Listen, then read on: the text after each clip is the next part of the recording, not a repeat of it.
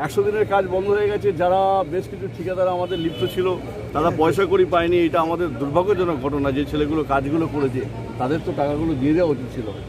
হ্যাঁ, কয়েকশো কোটি টাকা। সেটা তারাও একটা এনার্জি সেল করেছে, তারাও আন্দোলন করছে আর কি।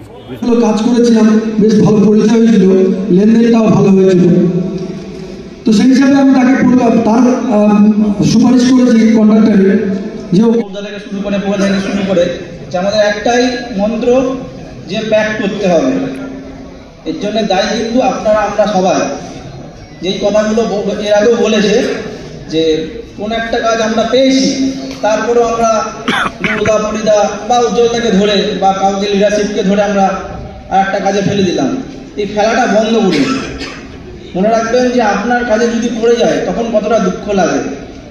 এরকম কিছু ঠিকাদার বিজয় সম্মেলন, তো সেই সম্মেলনকে কেন্দ্র করে আমাদের যে ঠিকাদারি ব্যবসায় আমরা যারা লিপ্ত সারা হুগলি জেলায়, তারা প্রত্যেকে আজকে আমাদের এখানে এসছে। সেটা আপনারা দেখতে পাচ্ছেন।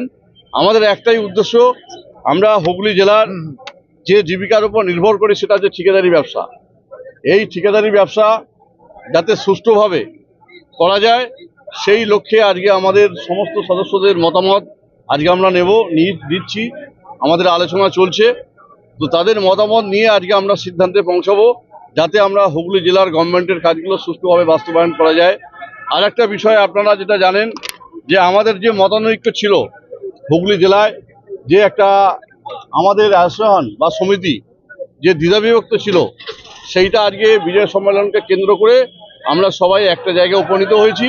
এবং আজকে আমরা কঠোর সিদ্ধান্তে আমরা যাব, যাতে আমরা আগামী দিনে আমরা রুটি রোজগার যাতে ঠিকভাবে করতে পারি।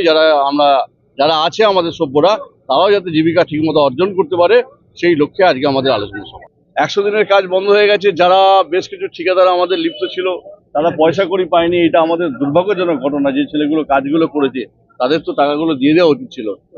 হ্যাঁ, কয়েকশো কোটি টাকা। সেটা তারাও একটা এনার্জি সেল করেছে, তারাও আন্দোলন করছে আর কি বিষয়টা নিয়ে।